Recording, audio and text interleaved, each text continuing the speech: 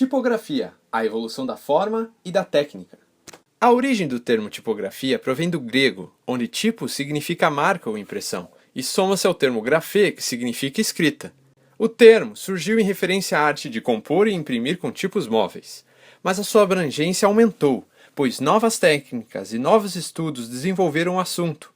Hoje, o termo refere-se ao conjunto de caracteres, estilos, formato, tamanho e arranjo visual que constituem a composição de textos utilizados em um projeto gráfico, seja ele impresso ou não. Mas a questão é como esses caracteres evoluíram e alcançaram a diversidade que temos hoje? Tudo começou na pré-história. O ser humano precisava comunicar seus pensamentos para poder cooperar com seus semelhantes, e assim ter uma vida em grupo mais confortável e segura. Aos poucos, começou a desenvolver naturalmente sistemas de linguagem por gestos, e depois pela fala aperfeiçoada, o que permitiu expressar pensamentos, sentimentos e conhecimento. Com o passar do tempo, novos conhecimentos foram descobertos, como técnicas para se plantar e colher e domesticar animais para transporte e nutrição. Esses fatores permitiram ao homem mais tempo livre, pois não precisavam mais dedicar todo o seu tempo em busca de alimento e luta contra as forças da natureza. Assim, puderam desenvolver regras de sociedade e a linguagem escrita. Por volta do ano de 3200 a.C., na região sul da Mesopotâmia, chamada de Suméria, foi desenvolvido o mais antigo sistema de escrita. A escrita dos sumérios era inicialmente praticada em tábuas de argila, com estilete pontiagudo e pictogramas, e depois com um instrumento com pontas em forma triangular, que conferia um padrão mais abstrato. O nome desse tipo de escrita foi denominado cuneiforme, que significa em forma de cunha. Próximo a este período, no ano de 3000 a.C., no Egito Antigo, outro sistema de escrita começou a se desenvolver. Os hieróglifos, que eram desenhados geralmente em pedras, possuíam um nível de detalhamento muito alto representando animais, pessoas e objetos, o que levava muito tempo para ser gravado. Para o povo egípcio, a escrita possuía um aspecto mágico e divino. Era um privilégio que se refletia na hierarquia de poder do Egito, mantendo os escribas abaixo somente do faraó e dos sacerdotes. Este fato manteve a escrita por centenas de anos sob o domínio de uma minoria. Em torno do ano de 1500 a.C., os egípcios desenvolveram o papiro, uma espécie de papel primitivo formado por um entrelaçamento de folhas de uma planta com o mesmo nome, que permitiu uma revolução no transporte de uma mensagem, uma vez que era leve e compacto.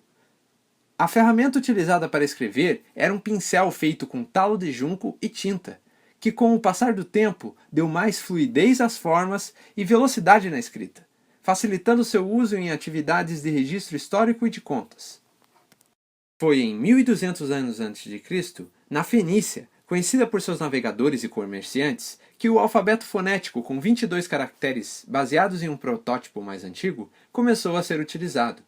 Os fenícios necessitavam de um método eficaz e rápido para se comunicar, inclusive com outros povos. E com este alfabeto fonético, era possível realizar transcrições de outras línguas orais. Com a quantidade de símbolos bastante reduzida, a alfabetização tornou-se algo muito mais acessível e prático. A comunicação escrita com caracteres fenícios era tão eficiente que em pouco tempo não apenas as colônias fenícias os estavam utilizando, mas muitos dos povos que se encontravam em suas rotas marítimas e comerciais. Entre estes povos estavam os gregos, que por volta de 800 a.C. adotaram o alfabeto fenício. Eles modificaram o alfabeto original para suas próprias necessidades, adaptaram as primeiras vogais e acrescentaram 3 novas consoantes. Cerca de 300 anos depois, alcançaram o ápice de seus estudos e das artes, período conhecido como Áureo da Grécia. O grande difusor da cultura grega, também chamada de helênica, foi Alexandre o Grande. Entre 356 e 323 a.C., apesar de não ser grego, ele expandiu seu império e levou a cultura e o alfabeto tão longe quanto o Egito, a Mesopotâmia e a Índia. Contudo, foi outro império, o romano, onde encontramos as mais antigas versões do nosso alfabeto moderno. Assim como os gregos emprestaram e adaptaram o alfabeto fenício, os romanos emprestaram e adaptaram o alfabeto grego, no início da sua expansão. Com uma política de conquistar os territórios vizinhos para expandir seus domínios, os romanos ampliaram sua influência por toda a Europa, Inglaterra, Golfo Persa e norte da África. A cada nova conquista de território, Roma construía arcos do triunfo com inscrições comemorativas em latim, utilizando o alfabeto romano. reafirmando assim sua soberania e aproximando os demais povos dos caracteres que influenciariam todo o mundo. As inscrições romanas nas colunas e pedras tinham uma característica jamais vista até então, a serifa, pequenas extensões nas extremidades do traço de uma letra. Muitas são as histórias de suas origens. Alguns acreditam ser resquícios de uma guia feita com pincel e tinta que criava traços finos e grossos, bem como as serifas, que acabavam sendo seguidas à risca pelos pedreiros gravadores. Outros dizem que era uma prática de acabamento específica da técnica de cinzelar o mármore. Com a queda do Império Romano em 476 d.C., a instituição que prevaleceu e unificou os povos foi a Igreja.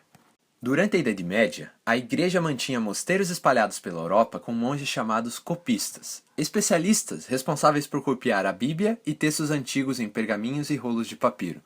Esses manuscritos revelam os diferentes estilos regionais de letras da era medieval, uma vez que a sociedade viveu em feudos isolados por centenas de anos. Por volta do ano de 1400, na Alemanha, em uma cidade chamada de Mogúncia, hoje conhecida como Mainz, nascia Johann Gans Fleisch, ou após a adoção do nome materno, Johann Gutenberg, como ficou mais conhecido. Um competente artesão e fundidor de metais que desde 1438 trabalhava em um método de impressão de livros. Gutenberg criou uma técnica revolucionária que constituía em fundir tipos de metal em peças únicas, que variavam na largura, porém mantinham uma altura constante.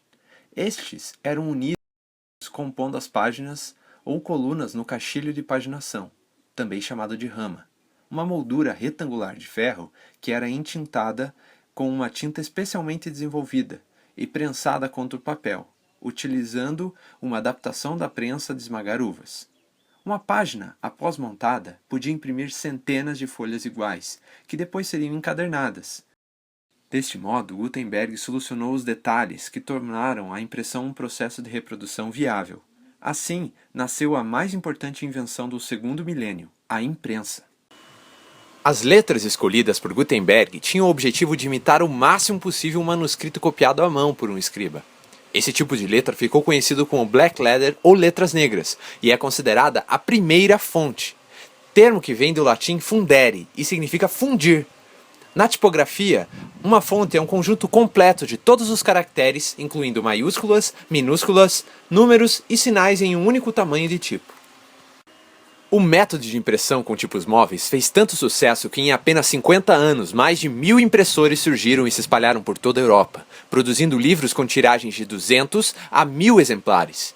Novos desenhos e tipos eram desenvolvidos, geralmente baseados nas manuscritas antigas. Esta geração de tipos pode ser classificada como estilo antigo, ou Old Style, que começou com os tipos venezianos, unindo capitulares romanas, minúsculas carolíngias e numerais indo-arábicos. Logo evoluíram para os tipos franco-aldinos e atingiram seu ápice com os tipos anglo-holandeses. Após este período surgem os tipos transicionais, que introduzem o estilo moderno, com suas serifas finas e retas, um alto contraste entre os traços das hastes e um enfoque racionalista e não mais caligráfico.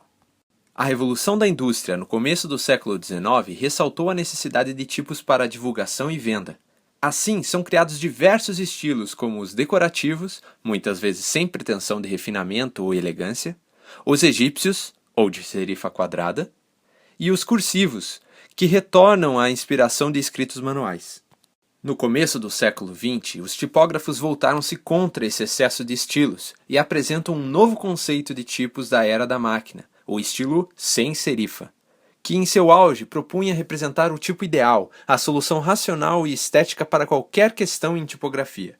O advento do computador pessoal a partir da década de 1980 facilitou o uso e a criação do design de tipos. Aumentou o número de fontes exponencialmente, assim como a quantidade de estilos, o que tornou a classificação de todos os tipos digitais algo praticamente inviável. Mas a era digital democratizou o uso da escrita de maneira sem precedentes. Os tipos evoluíram e continuam a evoluir, mas para onde irão? Cabe à nossa geração escrever este futuro. Obrigado por assistir!